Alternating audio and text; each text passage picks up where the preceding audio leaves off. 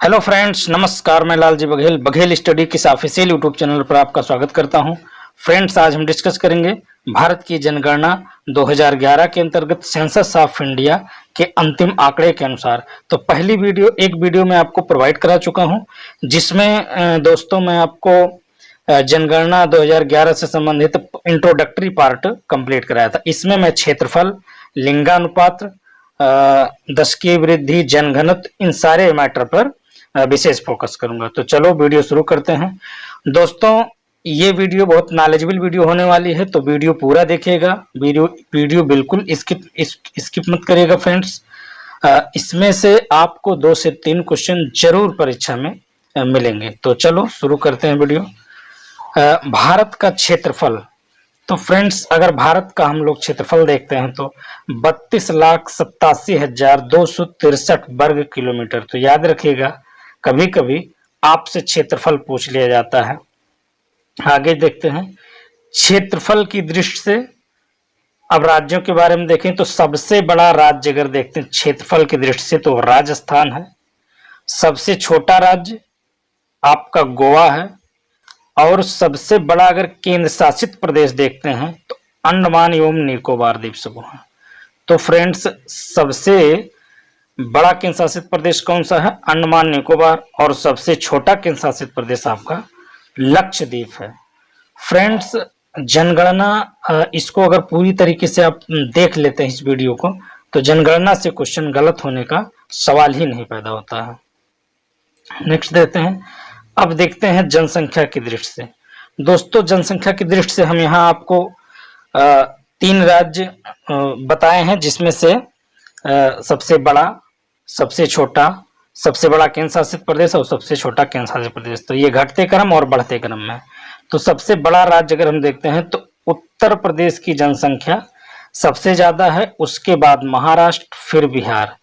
तो ये जो है सबसे ज्यादा इसमें है, फिर महाराष्ट्र, फिर बिहार। उसी प्रकार से अगर सबसे छोटा राज्य देखा जाए तो सिक्किम जनसंख्या की दृष्टि से सबसे छोटा राज्य, उसके बाद मिजोरम, फिर अरुणाचल प्रदेश। और यदि हम केंद्र शासित प्रदेश की बात करेंगे तो दिल्ली, उसके बाद पुडुचेरी और फिर चंडीगढ़।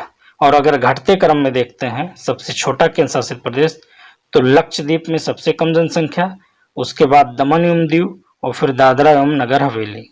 तो इस प्रकार से हम देख सकते हैं कि इसके असेंडिंग और डिसेंडिंग क्रम में आपको बता दिया गया है।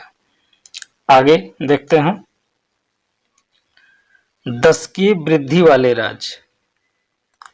अब दशकीय वृद्धि दर वाले राज्य कौन से हैं? तो सर्वाधिक दशकीय वृद्धि वाले राज्य तो मेघालय में सबसे ज्यादा दशकीय वृद्धि हुई है, उसके बाद अरुणाचल प्रदेश, फिर बिहार।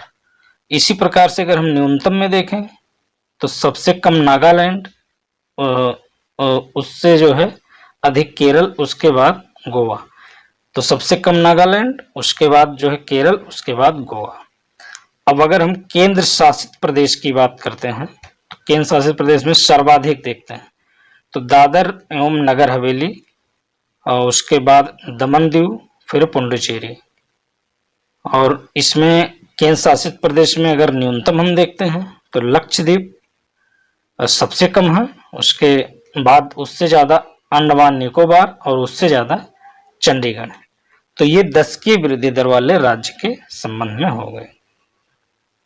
नेक्स्ट देखते हैं जनसंख्या घनत्व। फ्रेंड्स, जनसंख्या घनत्व की दृष्टि से डेंसिटी के आधार पर हम देखते हैं कि सबसे ज्यादा किस राज्य में जनसंख्या घनत्व है, और इस प्रकार से हम 3 राज्य जो है यहाँ कवर करेंगे।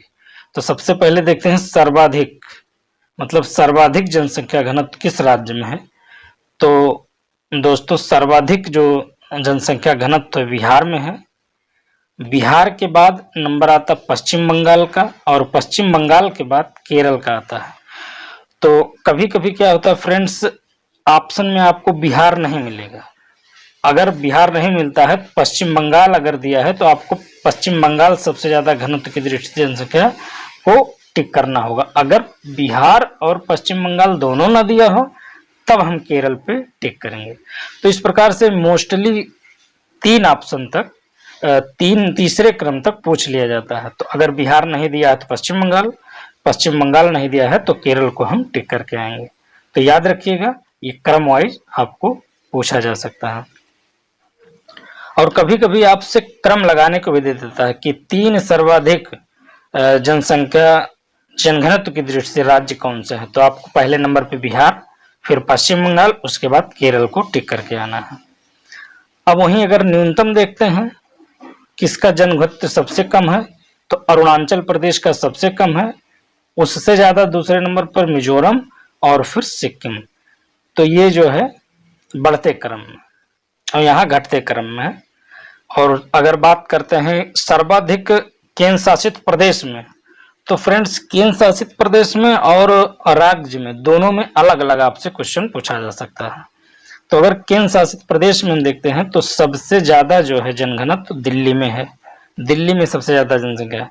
उसके बाद आता है चंडीगढ़ और फिर आपका पुडुचेरी। तो अगर दिल्ली ऑप्शन में नहीं है तो चंडीगढ़ आपको करेक्ट ऑप्शन मारना पड़ेगा। न्यूनतम में देखते हैं केंद्र शासित प्रदेश में, तो अंडमान निकोबार द्वीप समूह सबसे पहले मतलब कम है, उसके बाद दादर एवं नगर हवेली और फिर लक्षद्वीप। तो मैं उम्मीद करता हूं फ्रेंड्स ये आपको अच्छी तरीके से समझ में आ रहे होंगे। आगे देखते हैं, अब लिंगानुपात की बात करते हैं। लिंगानुपात में है फ्रेंड्स, जैसे सेक्स रेशियो इसको हम लोग कहते हैं लिंगानुपात को। तो इसमें क्या है, 2001 के जो जनसंख्या आंकड़े थे उसमें 933 हमारा क्या था, 933 लिंगानुपात था। लेकिन 2011 में क्या हुआ, 943 हो गया फ्रेंड्स, 943 हो गया, अर्थात 10 जो है यहाँ अंक की वृद्धि हुई है। तो लिंगानुपात हम लोग ये देखते हैं कि 1000 महिलाओं में कितने पुरुषों की संख्या है। तो यहाँ क्या है, 1000 महिलाओं के एवरेज में 943 पुरुष जो है इस समय है 2011 के अकॉर्डिंग ये जनसंख्या है। तो ये 943 है और जो कि 2001 में वही 933 था, 10 जो है अंक जो है ये प्लस कर गया है। अब देखते हैं हम लिंगानुपात में सर्वाधिक लिंगानुपात कहाँ का है। तो सर्वाधिक लिंगानुपात फ्रेंड्स आपका केरल है, उसके बाद घटते क्रम में देखेंगे तमिलनाडु, फिर आंध्र प्रदेश। अगर क्वेश्चन में केरल ऑप्शन में नहीं है तो हम लोग तमिलनाडु टिक करेंगे, अगर तमिलनाडु ऑप्शन में नहीं है तो फिर आंध्र प्रदेश करेंगे। अब न्यूनतम की दृष्टि से देख लेते हैं, सबसे कम लिंगानुपात हरियाणा में फ्रेंड्स, उसके बाद जम्मू कश्मीर में उससे ज्यादा और फिर सिक्किम में, अर्थात ये घटते क्रम में, वो बढ़ते क्रम में हरियाणा में, उससे ज्यादा जम्मू कश्मीर में और फिर सिक्किम में। इसी प्रकार से अगर केंद्र शासित प्रदेश की बात करते हैं, सर्वाधिक अगर है पुडुचेरी में सर्वाधिक, उससे कम लक्षद्वीप और फिर अंडमान निकोबार। और अगर न्यूनतम लिंगानुपात की बात करें हम केंद्र शासित प्रदेश में, तो दमन दीव में सबसे कम। तो ज्यादातर हमें जोर देके ये याद करना है कि पहला तो सर्वाधिक केंद्र शासित प्रदेश में लिंगानुपात पुडुचेरी में है और सबसे कम दमन दीव में है, उसके बाद दादर एवं नगर हवेली, उसके बाद चंडीगढ़ में। तो इस प्रकार से इसको आपको याद करना है। अब वही बात करते हैं शिशु लिंगानुपात। अब शिशु लिंगानुपात क्या होता है फ्रेंड्स, 0 से 6 आयु वर्ष के बच्चों की संख्या को यहाँ देखा जाता है, उसमें लिंगानुपात कितना है। तो 0 से 6 वर्ष आयु के जो बच्चों की लिंगानुपात में देखते हैं, तो सर्वाधिक में देखते हैं राज्यों में, तो अरुणाचल प्रदेश में सर्वाधिक है, उसके बाद आपका मिजोरम है और तीसरे नंबर पर मेघालय है। और अगर हम न्यूनतम की बात करते हैं राज्यों में कि 0 से 6 वर्ष के आयु वर्ग के लिंगानुपात में न्यूनतम जो है आपका वो हरियाणा है न्यूनतम में, उससे ज्यादा फिर आपका पंजाब है और फिर उससे ज्यादा आपका जम्मू कश्मीर है। इसी प्रकार से हम लोग केंद्र शासित प्रदेश के बारे में भी देखते हैं, सर्वाधिक केंद्र शासित प्रदेशों की स्थिति में। तो 0 से 6 आयु वर्ष के जो लिंगानुपात है, अंडमान निकोबार में सबसे अधिक, फिर पुडुचेरी में और फिर दादर एवं नगर हवेली में। और न्यूनतम की बात अगर करते हैं केंद्र शासित प्रदेश में, तो दिल्ली, और सबसे कम जो है दिल्ली है, उसके बाद जो है चंडीगढ़ और उसके बाद दमन दीव। तो ये 3 राज्य आपको इसलिए बताए जा रहे हैं क्योंकि कभी कभी परीक्षा में पहला दूसरा ऑप्शन नहीं रहता है, तो तीसरा हम लोग सही करते हैं। तो इस प्रकार से दोस्तों इसमें हम क्षेत्रफल, जनघनत्व और दशकीय वृद्धि और आपके लिंगानुपात से संबंधित जो है जनगणना 2011 के तहत आपको बता दिए हैं। तो फ्रेंड्स ये वीडियो आपको कैसा लगा कमेंट सेक्शन में जरूर लिखिए। मिलते हैं नेक्स्ट वीडियो में, तब तक के लिए नमस्कार।